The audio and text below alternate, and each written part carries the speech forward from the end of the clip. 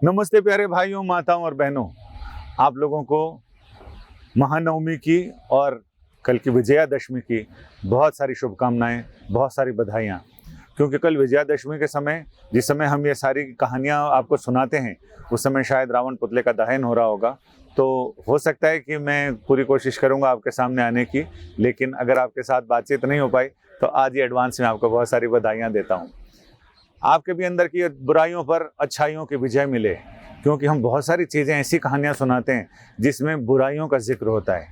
और ये अलग बात है कि ये बुराइयाँ जिस तरह से अपना कद बढ़ा रही हैं, रामलीला कंपनियों ने, दशहरा समितियों ने अपने रावण के कद घटा दिए हैं शर्म से, कि जब इनके ही कद इतने ज़्यादा हैं जो इतनी बुराइयाँ कर रहे हैं, तो फिर हमारे रावण का कद बढ़ाने की ज़रूरत क्या है।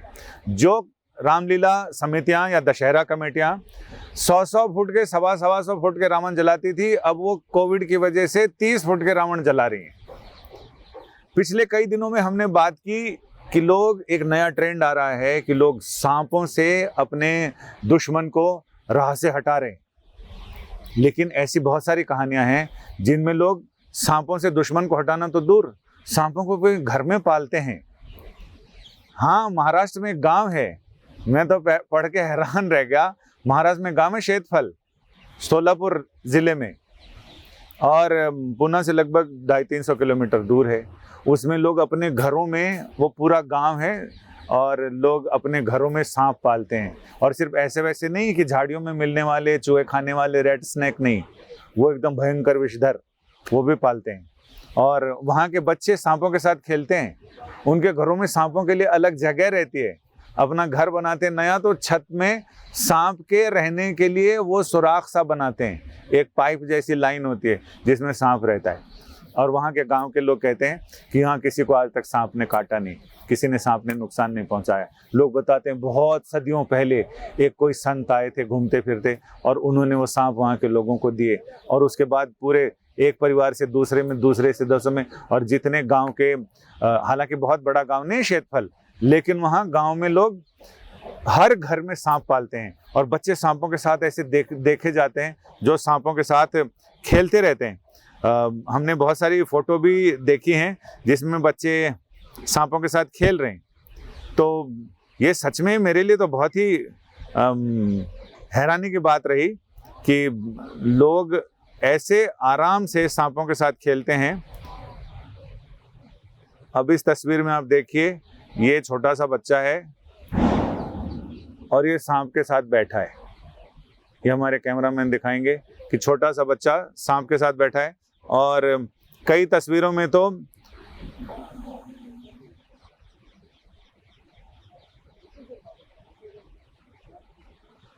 अब इस तस्वीर में देखिए, ये माँ उसी शेतफल गांव की तस्वीर है जिसमें एक माँ अपने बच्चे को सांप से परिचय करा रही है।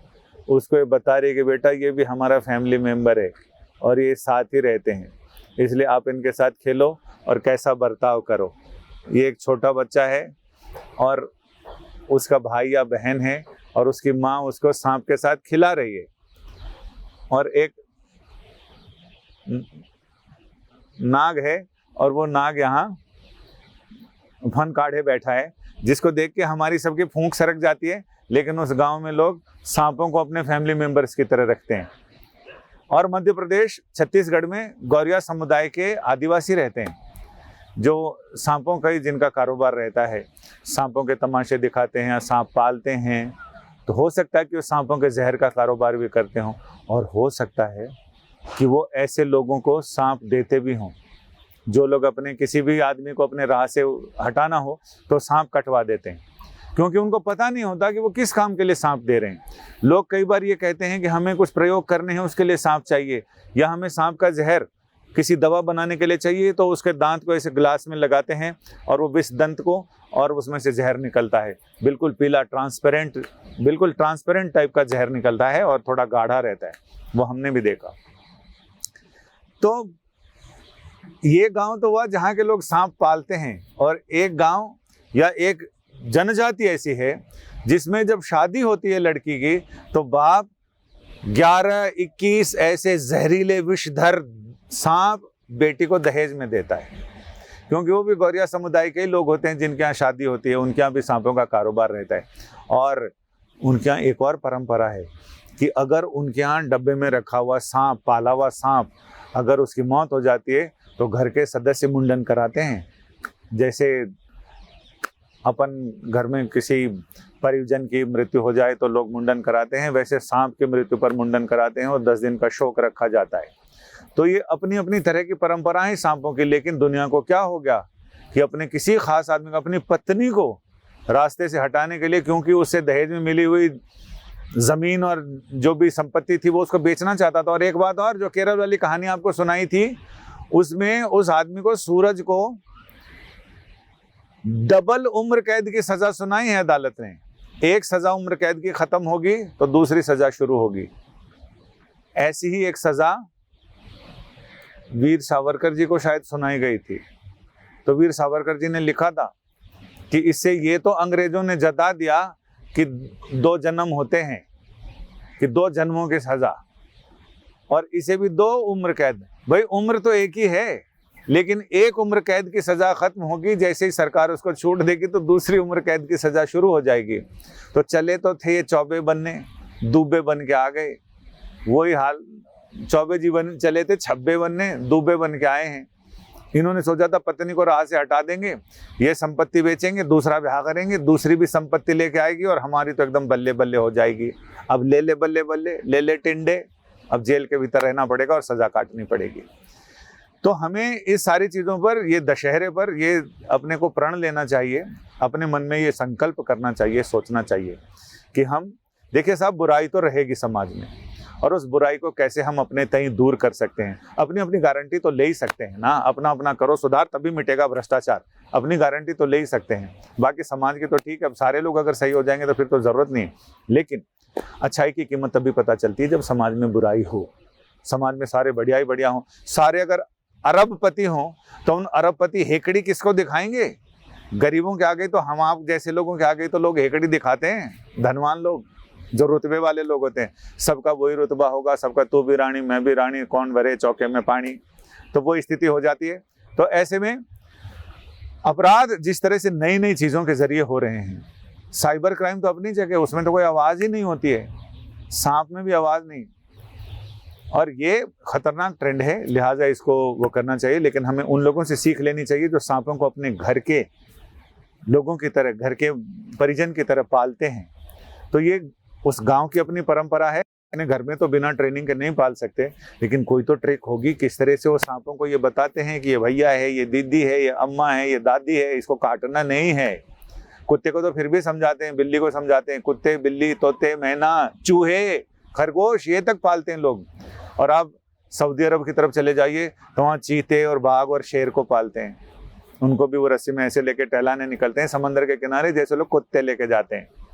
तो साहब अपनी अपनी पसंद और अपनी अपनी ट्रिक्स है, लेकिन आपको ये ट्रिक अपनानी चाहिए कि हम अच्छाइयों का साथ देंगे और बुराइयों का पुतला दहन करेंगे। सिर्फ पुतला ही नहीं, अपने अंदर की बुराइयां हैं उनको भी हम दहन करेंगे।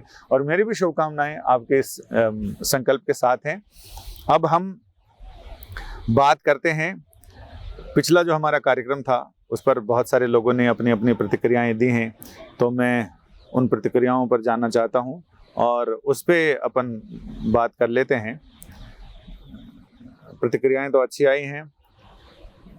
अब साहब ये वो था जिसने, बलात्कारी बाप ने 25 लोगों के साथ वो 6 साल तक मासूम बच्चे का जिस्म नोचता रहा, और उस बच्ची को आखिरकार कोतवाली में जाके बताना पड़ा कि मेरा बाप, मेरा चाचा, मेरा ताऊ और ये जो समाज के सफ़ेद पोश लोग हैं, सफ़ेद कॉलर के वे चलते हैं, ये सारे लोग अंदर के कितने काले हैं और इन्होंने मेरे साथ क्या किया है। मेरे साथ मतलब उस बच्ची ने ये बताया कोतवाली को। जयंती महाना, उन्होंने लिखा, नाम तो बताइए उस गुनहगार का। नाम तो उस गुनहगार का अभी बताना मुमकिन नहीं है मेरे लिए, लेकिन क्या इतना काफ़ी नहीं है कि इस तरह के कलयुगी बाप अभी भी समाज में हैं? एक का नाम बताने से क्या होगा, ऐसे बहुत सारे लोग हमारे आसपास घूम रहे हैं। ज़रूरत नाम की नहीं, पहचान उजागर करने की है। ऐसे लोगों को अपने स्तर पर सबके सामने लाकर और पीड़ितों को न्याय दिलाने की है। एक का नाम तो बता भी दूंगा तो उससे कोई फ़र्क नहीं पड़ेगा, हम आप कुछ नहीं कर सकेंगे, कानूनी जो करना है करेगा। लेकिन ऐसे बहुत सारे लोग हैं जो अंदर से बाहर से भोले हैं और अंदर से भाले हैं, उन सारे लोगों की पहचान करनी पड़ेगी। अनिल अध्वर्यु, उन्होंने लिखा कि give justice to that victim girl, do not close this case with my government leaders pressure from Toronto. Toronto से साहब इन्होंने लिखा है अनु अध्वर्यु ने, और हमारा मानना भी इनके साथ है, हमारे विचार, हमारा संकल्प, हमारी निष्ठा इनके साथ है। और ऐसे बहुत सारे लोग जो इस कार्यक्रम को देख रहे होंगे वो यही चाह रहे होंगे कि किसी भी तरह का प्रेशर नहीं होना चाहिए, लेकिन क्या करें, हायर पॉलिटिक्स, ये पॉलिटिक्स में बैठे हुए जितने लोग हैं उसमें से बहुत सारे लोग इनकी तरफदारी के लिए आगे आ जाएंगे। ये तो राजनीति से प्रेरित आरोप है, लेकिन जांच होनी चाहिए और ईमानदारी से जांच होगी तो दूध का दूध, पानी का पानी आएगा। जीके प्लस ये लिख रहे हैं, ये कैसी हवाएं चल रही हैं आजकल मेरे देश में, सरेआम जानवर घूम रहे हैं इंसान के वेश में। बिल्कुल सही, बस ज़रूरत है हमें इन्हें पहचान करके इनका उजागर करने की। जो हिंसक जानवर और भेड़ की खाल में भेड़िए घूम रहे हैं, उनकी खाल हटाने की ज़रूरत है और हम आप ही हटा सकते हैं। अविनाश यादव लिख रहे हैं, इस घटना को सुनकर सिर चकरा गया सर जी, भगवान पीड़ित को इंसाफ दिलाए। बिल्कुल, हम सारे लोग भी यही सोच रहे हैं, पीड़ित को इंसाफ मिले, दूध का दूध और पानी का पानी हो। यानी जो लोग ये बचाव पक्ष के लोग कह रहे हैं कि हम गुनहगार नहीं हैं, उनकी दलील क्या है, और जो ये पीड़ित लड़की कह रही है उसकी बातें भी सुननी चाहिए और उस पर जांच होनी चाहिए, निष्पक्ष और स्वतंत्र। के अनिल कुमार लिख रहे हैं, देश में कई परिस्थितियां जो घिनौने अपराध कम नहीं होंगे, कानून का डर नहीं है, पैसे के बल पर जमानत देना, न्याय में देरी, जांच में गोलमोल, केस को लंबा खींचना, देश के कानून से बच सकते हो, कुदरत के कानून से नहीं बच सकते। बिल्कुल सही बात कही है इन्होंने, और ये न्याय विभाग से जुड़े लोगों की, वकीलों की और बाकी सारे लोगों की, उनकी जिम्मेदारी ज़्यादा बनती है। रोहिल अकबर लिखते हैं, या अल्लाह ऐसे लोगों को तबाह और बर्बाद कर दे, आमीन। जहाज वाले प्रकाश के चुटकुले, सर जी लगता है खाकी और खादी तो पहले ही बदनाम है और भगवान भी बदनाम है, क्योंकि परमपिता परमात्मा होता है और वही जानवर बन जाए, पिता परमात्मा होता है और वही जानवर बन जाए तो जमीन फटी जाएगी। बिल्कुल हाँ, सही। एक पिता अगर ऐसा कुकर्म कर सकता है, ये सोच के भी सिहर जाता आदमी। और अब इस मामले में बिल्कुल आप लोगों का प्रेशर भी है और जांच होनी चाहिए। वहाँ लोकल लोगों ने भी प्रेशर तो डाला ही होगा, क्योंकि वहाँ भी इंसान ही रहते हैं उस बस्ती में। हाँ, इंसानों के बीच कुछ शैतान हैं जिनके जो सलाखों के पीछे जाने चाहिए और जिनके नकाब उतरने चाहिए। सलमा खान लिखते हैं, जब तक ऐसे अपराध के लिए फांसी की सज़ा ना हो तब तक ये सिलसिला रुकने वाला नहीं। फांसी की सज़ा तो तय कर दी सरकार ने, लेकिन उस पर अमल तो पुलिस करेगी। जो जांच में गड़बड़ कर देती है या फिर अदालत में चीज़ें बदल दी जाती हैं, ये सारी चीज़ें, गवाह मुकर जाते हैं, ये सारी चीज़ें दुरुस्त होनी चाहिए, उसके बाद ही होगा। चूँकि जो नेता, जो सफ़ेद खादी वाले लोग इस मामले में फंस रहे हैं, जिनके नाम उस पीड़ित लड़की ने उजागर किए हैं कि जिला अध्यक्ष हैं सपा और बसपा के, उन पार्टियों के बड़े नेता, उनके आका क्या चुपचाप बैठे रहेंगे? वो साम दाम दंड भेद किसी भी तरह से कोशिश करेंगे गवाह मुकर जाए और हमारा नेता बच जाए। लेकिन वो सही इन्होंने लिखा भाई साहब ने कि कुदरत की लाठी में, ऊपर वाले की लाठी में आवाज नहीं होती है। और साहब सलमा खान ये लिखती हैं, शम्स ताहिर खान जी की कहानियां सुन के तो रूह कांप जाती है। बिल्कुल, वो कहानियां इतने अच्छे अंदाज में सुनाते हैं, इतने बढ़िया तरह से सुनाते हैं कि हमारे आगे पूरी एक फिल्म चलने लगती है। वीरेंद्र रावत लिखते हैं, तिलक यादव सपा जिलाध्यक्ष, दीपक अहिरवार बसपा जिलाध्यक्ष ललितपुर। ये उस एफआईआर का जिक्र कर रहे हैं जिसमें तिलक यादव सपा के जिलाध्यक्ष हैं ललितपुर के और दीपक अहिरवार बसपा के जिलाध्यक्ष हैं, जिनका नाम उस पीड़ित लड़की ने एफआईआर में लिखाया है।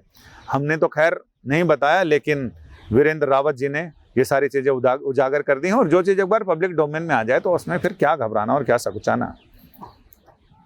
तोशान आयुर्वेदिक, ये सब घटना का जिम्मेदार हमारे देश के कोर्ट का लचीला कानून और गैर जिम्मेदाराना तारीख पर तारीख जुर्म, ये इन्होंने अपने विचार लिखे हैं और सब लोग अपने अपने विचार लिखने के लिए स्वतंत्र हैं।